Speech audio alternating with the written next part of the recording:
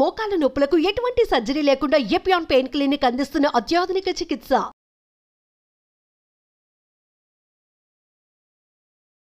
Hi hello నమస్తే welcome to Suman TV. చాలా మంది నరాల వీక్నెస్తో బాధపడుతుంటారు, కొంతమందికి షివరింగ్ కూడా వస్తూ ఉంటుంది. మరి ఈ నరాల బలహీనత ఎందుకు వస్తుంది అనే విషయాన్ని ఈరోజు మనం డిస్కస్ చేద్దాము.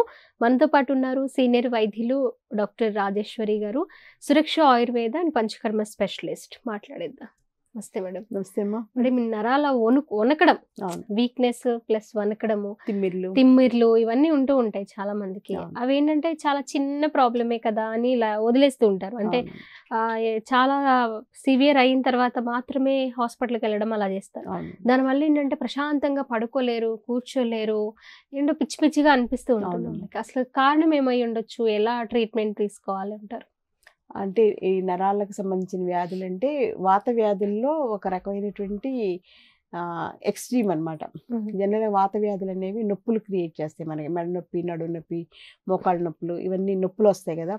ఆ నొప్పుల స్టేజ్ అడ్వాన్స్ అయిపోయాక నరాలు తిమ్మిర్లు రావడం కానీ, నరాలు వణుకు రావడం కానీ, నరాలు నొప్పులు అనిపిస్తుండడం కానీ, ఫైబ్రోమయాలజీ అని చెప్పేసి మజిల్స్ అన్నీ కూడా కండరాలు అన్నీ నొప్పులు, ఒళ్ళంతా నొప్పులుగా ఉన్నట్టుగా అనిపిస్తాయి. ఇవన్నీ కూడా మెయిన్గా నర్వ్స్ వీక్ అయిపోవడం అనమాట.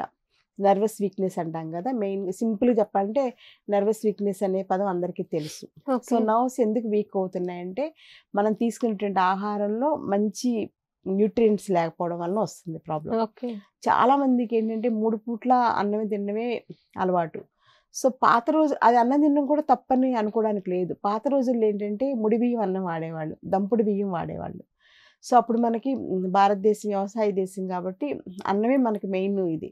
కానీ వాళ్ళు ఏం చేశారంటే తెలివిగా చక్కగా రాత్రిపూట వండినటువంటి అన్నాన్ని నీళ్ళల్లో కానీ మజ్జిగలో కానీ కొంచెం ఉప్పేసేసి నానబెట్టేసేసి పొద్దున్నే తినేవాళ్ళు.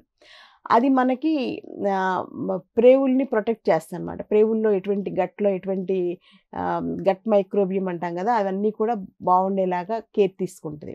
దాంతోపాటుగా మనకి ప్రొద్దున తిన్నది మధ్యాహ్నం వరకు ఇంకా ఆకలి వేయదనమాట. దాంతోపాటుగా ఇంకా మనకి చాలా వ్యాధులు రాకుండా, ముఖ్యంగా డయాబెటీస్ కూడా అది చాలా మంచిదని చెప్పేసి చెప్తున్నారు లేటెస్ట్ రీసెర్చ్. రాత్రి నానబెట్టినటువంటి చలిదన్నం పొద్దున్నే తినేది చాలా మంచిది. ఇప్పుడు ఏంటంటే అది మానేసేసి అందరూ తింటే టేస్టీగా టిఫిన్ తినేస్తున్నారు, లేదా అన్నం తినేసేస్తున్నారు. అది ఇప్పుడు తినే వైట్ రైస్ వల్ల మెయిన్ ప్రాబ్లం. ఇక్కడ పాయింట్ ఏంటంటే వైట్ రైస్ తీసుకోవడం వల్ల నరాల వ్యాధులు వస్తున్నాయి. సో అది ఫస్ట్ పాయింట్. వైట్ రైస్ వలన డయాబెటీస్ వస్తుంది, వైట్ రైస్ వలన బీపీ వస్తుంది, ఈవెన్ గట్ కూడా అంతా పాడైపోయి, మైక్రోబియం అంతా పాడైపోయి క్యాన్సర్ కూడా వస్తుంది వైట్ రైస్ వలన అనేది అర్థం చేసుకోవాలి అందరూ. సో వైట్ రైస్ తీసుకోవడం వల్ల నరాలకు ప్రాబ్లం, అదొకటి పాయింట్. రెండోది ఏంటంటే వైటమిన్ B12 అనేది మనందరికీ కూడా శరీరానికి చాలా అవసరం. ఇప్పుడు ఎవరిని చూసినా సరే, ఏ డాక్టర్ అయినా సరే మీకు B12 డెఫిషియన్సీ, ఇంతకుముందు కాల్షియం డెఫిషియన్సీ వాళ్ళ, తర్వాత ఐరన్ డెఫిషియన్సీ వల్ల ఎనీమియా ఉంది, కాల్షియం డెఫిషియన్సీ వల్ల నొప్పులు వస్తున్నాయని చెప్తున్నారు కదా. ఇప్పుడు లేటెస్ట్ ఏంటంటే ఒక 5-6 years నుంచి వైటమిన్ B12 డెఫిషియన్సీ వల్ల మీకు ఈ ప్రాబ్లమ్స్ వస్తున్నాయి. ఇంకేం చెప్పట్లేదు, వైటమిన్ B12 డెఫిషియన్సీ అని చెప్పేసి చెప్తున్నారు.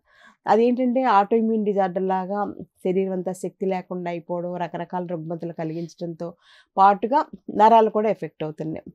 అలాగే డయాబెటీస్ వలన కూడా ఈ నర్వ్స్ వరకు కూడా లాస్ట్ వరకు బ్లడ్ సర్క్యులేషన్ ఉండదు. బ్లడ్ సర్క్యులేషన్ లేకపోవడం నరాలు ఎండిపోతాయి అనమాట. మనకేంటంటే బ్లడ్ సర్క్యులేషన్, నర్వ్ సిస్టమ్ రెండు కోఆర్డినేట్ చేసుకుని ఉంటే మనకి ఎటువంటి వ్యాధులు లేకుండా, నొప్పులు లేకుండా, తిమ్మిర్లు లేకుండా ఆరోగ్యంగా ఉంటాం. ఎక్కడ ఏ పార్ట్లో బ్లడ్ సర్క్యులేషన్ తగ్గినా, నరాల సప్లై తగ్గినా, నర్వ్ సప్లై తగ్గినా కూడా మనకు ఆ ప్లేస్లో ఎఫెక్ట్ అవ్వడం. ముఖ్యంగా అరిచేతులు, అరికాళ్ళకి బ్లడ్ సర్క్యులేషను, నర్వ్ సప్లై తగ్గిపోవడం వలన ఈ నరాల తిమ్మిర్లు కానీ, నరాలు మొద్దుబారిపోవడం కానీ, నరాలు నీరసంగా అనిపించి ఏ పని చేయడానికి, అంటే శరీరం అంతా నర్వ్స్ ఉంటాయి, శరీరం అంతా బ్లడ్ సర్క్యులేషన్ ఉంటుంది కదమ్మా. సప్లై సరిగ్గా లేకపోయేసరికి ఏంటంటే ఎక్కడికక్కడ మొద్దుబారిపోయినట్టుగా, ఎండిపోయినట్టుగా, డీజనరేటివ్ చేంజెస్ అంటాం. మామూలు మెడికల్ టర్మ్స్లో చెప్పాలంటే డీజనరేటివ్ చేంజెస్ అంటే 60 ఏళ్ళ తర్వాత మనకి ఎలా అయితే వృద్ధాప్య లక్షణాలు వచ్చేసేసి అన్నీ ఎక్కడెక్కడ ఎండిపోయినట్టుగా అయిపోవడం, డిహైడ్రేషన్ అంటాం కదా, అలాంటి లక్షణాలన్నీ ఎర్లీగా చూస్తున్నాం. 40 ఏళ్లలోనే ఈ నరాల నీరసం, తిమ్మిర్లు, నరాలు ముద్దుబారిపోయినట్టుగా అనిపించడం, నిస్త్రాణగా ఉండడం, నీరసంగా ఉండడం, ఇవన్నీ లక్షణాలు అనమాట. ఓకే. సో దీనికి ఏంటంటే ముఖ్యమైనటువంటి కారణం వాతం. ఉమ్, వాతం తగ్గించుకోవడానికి ఏం చేయాలనేది మనం చూసుకుంటే గనక ఆటోమేటిక్గా ఇది పెద్ద ప్రాబ్లం కాదు, కానీ చాలా మంది సఫర్ అయ్యేటువంటి ప్రాబ్లం. ఉమ్, సో వాతం తగ్గించుకోవడానికి ఒకవేళ ఏమన్నా పొరపాటున సర్వైకల్ స్పాండిలైటిస్ ఉన్నా, లంబార్ స్పాండిలైటిస్ ఉన్నా, ఆస్టియోఆర్థరైటిస్ మోకాళ్ళ నొప్పులున్నా, లేకపోతే పాదాల్లో క్యాల్కేనియస్ స్పర్ అంటాం, అలాంటివి కానీ ఏమైనా ఉంటే, బోన్స్ జాయింట్స్కి సంబంధించిన చేంజెస్ ఏమైనా ఉంటే వాటికి కరెక్ట్ ట్రీట్మెంట్ ఆయుర్వేదిక్ క్లయింట్స్లో చాలా వండర్ఫుల్గా నాన్ సర్జికల్ ఆయుర్వేద స్పెషాలిటీలో చాలా బాగా చేస్తాం. కాబట్టి ఆయుర్వేదిక్ డాక్టర్ని కన్సల్ట్ చేసి మంచి treatment, line of treatment, diet methods, exercise, yoga methods అన్నీ 1 by 1 అన్నీ వచ్చేస్తాయి అన్నమాట. మంచి మెడిసిన్స్ ఉంటాయి, అవన్నీ ట్రై చేసుకోవచ్చు. ఈ లోపల వాళ్ళ ఇంట్లో చేసుకోవడానికి ఏంటంటే, మన శరీరంలో బ్లడ్ సర్క్యులేషన్ ఇవన్నీ బాగుండాలి అంటే సింపుల్గా ఇంట్లో వాముని నువ్వుల నూనెలో మరిగించేసేసి ఆయిల్ తోటి కొంచెం మసాజ్ చేసుకుంటే నర్వ్స్ అవి స్టిమ్యులేట్ అవుతాయి. ఓకే. అట్లాగే మనం అల్లం కూడా దంచేసేసి కొంచెం వేడి నీళ్ళల్లో వేసేసి ఆ వేడి నీళ్ళతో కాపడం పెట్టుకున్న కొంత రిలీఫ్ అనేది వస్తుంది. అంటే ఇంట్లో మనం చేసుకోగలిగినవి. ఉమ్, అలాగే అలోవెరా జెల్ ఉంటుంది కదమ్మా, అవును. అలోవెరా కట్ చేసేసి ఆ జెల్ని ఎక్కడైతే తిమ్మిళ్ళు, జనరల్గా తిమ్మిళ్ళు ఇక్కడే ఉంటాయి, ఒక్కొక్కసారి ఈ ప్లేస్లో కూడా ఉండొచ్చు. సర్వైకల్ స్పాండిలైటిస్ వల్ల ఇక్కడ నుంచి ఇదంతా కూడా తిమ్మిళ్ళు రావడం, ఇదంతా ఏంటి ఫస్ట్ ఎయిడ్గా నేను చెప్పేది. ఇది ఓకే. కరెక్ట్ ట్రీట్మెంట్, ఇది ఒకటి చాలా అనుకోకూడదు. ఉమ్, సో ఇట్లా అలోవెరా జెల్ కానీ, అల్లం వేసిన మరిగించిన నీళ్ళతోటి కాపడం కానీ, లేకపోతే వాముతోటి తైలం తయారు చేసుకుని దాన్ని లేకపోతే వెల్లుల్లిపాయలు కూడా వేడి నువ్వుల నూనెలో వేసేసి మరిగించేసి దాన్నైనా అప్లై చేసుకుంటే కొంత రిలీఫ్ అనేది ఉంటుంది. ఆ తర్వాత ఇంకా ఆయుర్వేదిక్ క్లయింట్స్ ఏంటంటే, బయట మార్కెట్లో బలాసుగంధ తైలం, మహామాష్ తైలం, క్షీరబల తైలం, ధన్వంతరి తైలం, ఇలా రకరకాల తైలాలు ఉంటాయి. ఏదో ఒక తైలం ఒక 100 ml ఎంతో కొంత తెచ్చుకొని ఇంట్లో కొంచెం మసాజ్ చేసుకుంటూ ఉంటే కొంతవరకు నర్వ్స్ రిలాక్సేషన్ వస్తుంది.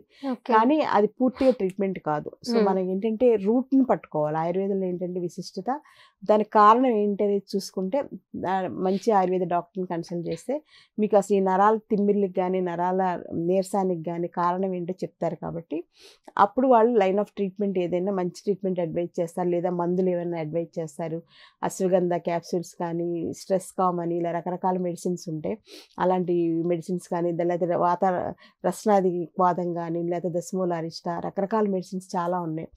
అవన్నీ కూడా డాక్టర్ సలహా మీద డాక్టర్ని కన్సల్ట్ అయ్యి వాడుకోవాలి. ఓకే. మీకు మీరు ఇంట్లో సింపుల్గా ఏంటంటే అశ్వగంధ చూర్ణం ఉంటుంది కదమ్మా, అందరికి పాపులర్ కదా. ఉమ్, ఆ అశ్వగంధ చూర్ణాన్ని కొంచెం ఇంత ఒక 1/2 స్పూన్ అశ్వగంధ చూర్ణం తీసుకుని నైట్ టైం ఆవు పాలల్లో కలిపేసి మరిగించేసి అవి పాలు నైట్ టైం తీసుకుంటే కొంతవరకు నరాల నీరసం, అది తిమ్మిర్లు అవి తగ్గించుకోవడానికి అవకాశం ఉంది. అంటే ఓకే. ఎఫర్ట్ చేయలేని వాళ్ళు ఇట్లా సింపుల్గా ఇలా నేను చెప్పినవన్నీ ఫాలో అవ్వచ్చు.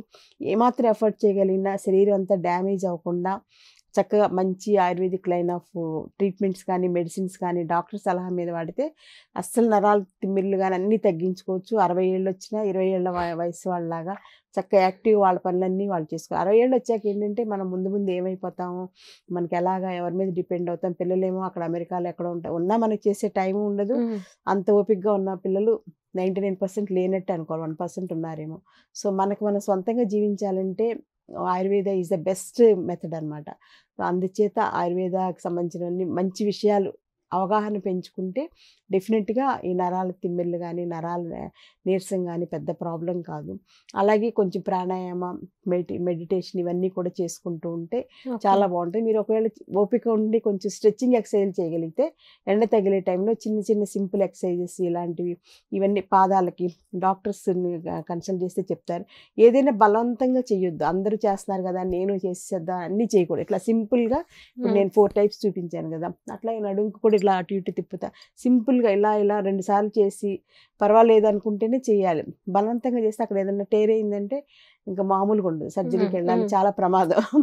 అందుకని సింపుల్గా ట్రై చేయండి, పర్వాలేదు అనుకుంటే కంటిన్యూ చేయండి. లేదా ఒక మంచి యోగా డాక్టర్ని ఒక 1 month క్లాస్ ఇప్పుడు ఆన్లైన్లో కూడా దొరుకుతున్నాయి. మా దగ్గర కూడా మంచి యోగా క్లాసెస్ ఉంటాయి.